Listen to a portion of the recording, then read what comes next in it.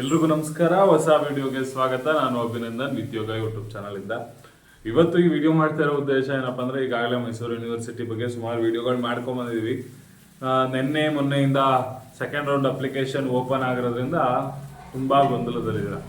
ನಾನು ಹೇಳ್ತಾನೆ ಇದ್ದೀನಿ ಪ್ರತಿ ವಿಡಿಯೋದಲ್ಲೂ, ಸರ್ವರ್ ಇನ್ನೂ ಸರಿಯಾಗಿಲ್ಲ. ಅಪ್ಲಿಕೇಶನ್ ಹಾಕಬಹುದು, ಬಟ್ ಆ ಸರ್ವರ್ ಏನು ಸರಿಯಾಗಿ ಶೋ ಆಗ್ತಾ ಇಲ್ಲ. ಸ್ವಲ್ಪ ಪ್ರಾಬ್ಲಮ್ಗಳಿದೆ ಅಂತ ಆಯ್ತಾ. ಈ ವಿಡಿಯೋ ಮಾಡ್ತಾ ಇರೋ ಉದ್ದೇಶನೇ ಅದು. ಆ ಸರ್ವರ್ ಅಲ್ಲಿ ಸ್ವಲ್ಪ ಪ್ರಾಬ್ಲಮ್ ಇದೆ. ಬಟ್ ನೀವು ಮಾರ್ಕ್ಸ್ ಎಂಟ್ರಿ ಮಾಡಾದ್ಮೇಲೆ ಅಥವಾ ಕಾಲೇಜ್ ಸೆಲೆಕ್ಷನ್ ಆದ್ಮೇಲೆ ಅದು ಸಬ್ಮಿಟ್ ತಗೊಂಡಿಲ್ವಾ ಅಂತ ಹೆಂಗ್ ಗೊತ್ತಾಗ್ತಾ ಇದೆ ಅಂತ ನೀವು ಸುಮಾರು ಜನ ಕೇಳ್ತಾ ಇದ್ದೀರಾ.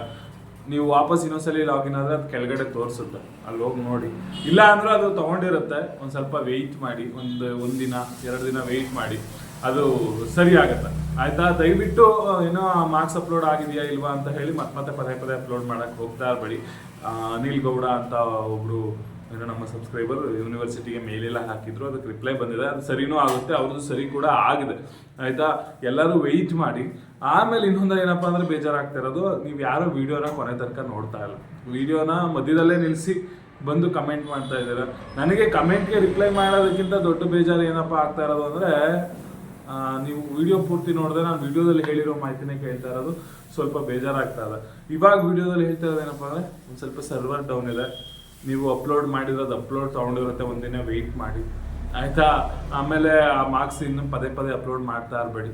ಅದು ಸ್ಕ್ರೀನ್ ಶಾಟ್ ತೆಗೆದು ಇಟ್ಕೊಳ್ಳಿ. ಅದು ಯಾವುದೇ ಥರ ಪ್ರಿಂಟ್ ಬರಲ್ಲ. ನಿಮಗೆ ಫಸ್ಟ್ ರೌಂಡ್ ಅಪ್ಲಿಕೇಶನ್ ಆಗ್ತಾಗ್ಲೂ ಗೊತ್ತಿರುತ್ತೆ, ಯಾವುದೇ ರೀತಿ ಏನೋ ಪ್ರಿಂಟ್ ಬಂದಿರಲಿಲ್ಲ. ಇವಾಗಲೂ ಅಷ್ಟೇ ಯಾವುದೇ ರೀತಿ ಪ್ರಿಂಟ್ ಬರಲ್ಲ ಆಯ್ತಾ. ಅದನ್ನ ಸ್ಕ್ರೀನ್ ಶಾಟ್ ತೆಗೆದು ಇಟ್ಕೊಳ್ಳಿ. ಮಾರ್ಕ್ಸ್ ಇನ್ಫಿನಿಟಿ ಅಂತ ಬರ್ತಾ ಇದೆ, ಅದೆಲ್ಲ ಸರ್ವರ್ ಸರಿಯಾಗುತ್ತೆ. ನೀವೇನು ಅಪ್ಲೋಡ್ ಮಾಡಿದ್ರೆ ಮಾರ್ಕ್ಸ್ ಸರಿಯಾಗೋಕೆ ಒಂದು ಸ್ವಲ್ಪ ಹೊತ್ತು ಇದೆ, ಅಂಡರ್ ಮೇಂಟೆನೆನ್ಸ್ ಇದೆ. ಸರ್ವರು ಏನೋ ಇನ್ಫಿನಿಟಿ ಮಾರ್ಕ್ಸ್ ಅಂತ ಬರ್ತಾ ಇದೆ, ಕಡಿಮೆ ಮಾರ್ಕ್ಸ್ ಬರ್ತಾ ಇದೆ. ಅದನ್ನೆಲ್ಲ ಸರಿಯಾಗೋಕೆ ಒಂದು ಸ್ವಲ್ಪ ಟೈಮ್ ಬೇಕಾಗುತ್ತೆ. ಆಮೇಲೆ NSS ಸರ್ಟಿಫಿಕೇಟ್ ಅಪ್ಲೋಡ್ ಆಗ್ತಾ ಇಲ್ಲ, ಇನ್ಕಮ್ ಸರ್ಟಿಫಿಕೇಟ್ ಅಪ್ಲೋಡ್ ಆಗ್ತಾ ಇಲ್ಲ. ಇನ್ಕಮ್ ಸರ್ಟಿಫಿಕೇಟ್ ಅಪ್ಲೋಡ್ ಆಗಿದ್ರೆ ಹೇಗಾಗಿದೆ ಅಂತ ಗೊತ್ತಾಗ್ತಾ ಇಲ್ಲ. ಅಪ್ಲೋಡ್ ಮಾಡಿ ಒಂದು ಸ್ವಲ್ಪ ಹೊತ್ತು ಬಿಡಿ, ಒಂದು ಅರ್ಧ ಗಂಟೆ, 1 ಗಂಟೆ, 2 ಗಂಟೆ ಬಿಡಿ, ಅದು ಸರಿಯಾಗುತ್ತೆ ಆಯ್ತಾ. ಅದೊಂದು ಸ್ವಲ್ಪ ಅಂಡರ್ ಮೇಂಟೆನೆನ್ಸ್ ಇರೋದ್ರಿಂದ ಹಾಗಾಗ್ತಾ ಇದೆ. ದಯವಿಟ್ಟು ಯಾರು ಗಾಬರಿ ಮಾಡ್ಕೊಂಬೇಡಿ ಆಯ್ತಾ. ಅದಾದ್ಮೇಲೆ ಅದೇ ನಾನು ಹೇಳ್ತಾ ಇದ್ದೀನಿ, ವಿಡಿಯೋ ಪೂರ್ತಿ ನೋಡ್ತಾ ಇಲ್ಲ ಅಂತ ಇನ್ನೊಂದ್ಸಲಿ ಹೇಳ್ಬಿಡ್ತೀನಿ. ಏನಪ್ಪಾ ಅಂದ್ರೆ, ನೀವು ಮಾರ್ಕ್ಸ್ನ ಅಪ್ಲೋಡ್ ಮಾಡಬೇಕಾದ್ರೆ ಲ್ಯಾಂಗ್ವೇಜು 4 ಸೆಮ್ಗೆ ಇರುತ್ತೆ, 4 ಸೆಮ್ ಅಪ್ಲೋಡ್ ಮಾಡಿ ಆಯಿತಾ. ಅದಾದಮೇಲೆ ಆಪ್ಷನಲ್ಲು NEP ಅವ್ರಿಗೆ 2 ಇರೋದು, 2 ಸೆಮ್ ಏನು ಆಪ್ಷನಲ್ 1 ಆಪ್ಷನಲ್ 2 ಅಂತ ಸೆಲೆಕ್ಟ್ ಮಾಡಿಕೊಂಡು ಅಪ್ಲೋಡ್ ಮಾಡಿ, BA ಮತ್ತು BSc ಅವರು. ಅದಾದಮೇಲೆ BCom ಅವರು ಬ್ಯಾಚುಲರ್ ಆಫ್ ಕಾಮರ್ಸ್ ಅಂತ ಸೆಲೆಕ್ಟ್ ಮಾಡ್ಕೊಂಡು ಅಥವಾ BCom ಅಂತ ಸೆಲೆಕ್ಟ್ ಮಾಡಿಕೊಂಡು BComನ ಕನ್ನಡ ಇಂಗ್ಲೀಷ್ ಹೆಂಗೋ ಹಿಂಗೆ ಅಪ್ಲೋಡ್ ಮಾಡಿರ್ತಿರೋಲ್ವ, ಸ್ಪೆಷಲ್ ಸಬ್ಜೆಕ್ಟ್ಗಳನ್ನ ಬಿಟ್ಟು ವಿತ್ ಪ್ರಾಕ್ಟಿಕಲ್ ಏನಿದೆಯೋ ಅದನ್ನ ಈಗ 200ಕ್ಕೆ 100ಕ್ಕೆ 100ಕ್ಕೆ 100ಕ್ಕೆ 300ಕ್ಕೆ 300ಕ್ಕೆ ಟೋಟಲ್ ಮಾಡಿ ಅಪ್ಲೋಡ್ ಮಾಡಿ. BA ಏನು ಆಮೇಲೆ BCA ಅವರು ಕೂಡ ಅದೇ ಥರ ಆಯ್ತಾ. ಇನ್ನು ಕೆಳಗಡೆ 2 ಕಾಲಮ್ ಖಾಲಿ ಇರುತ್ತೆ, ಅದನ್ನು ಬಿಟ್ಬಿಡಿ. ಸೆಮಿಸ್ಟರ್ 7 ಸೆಮಿಸ್ಟರ್ 8 ಅದನ್ನು ಬಿಟ್ಬಿಡಿ ಆಯ್ತಾ.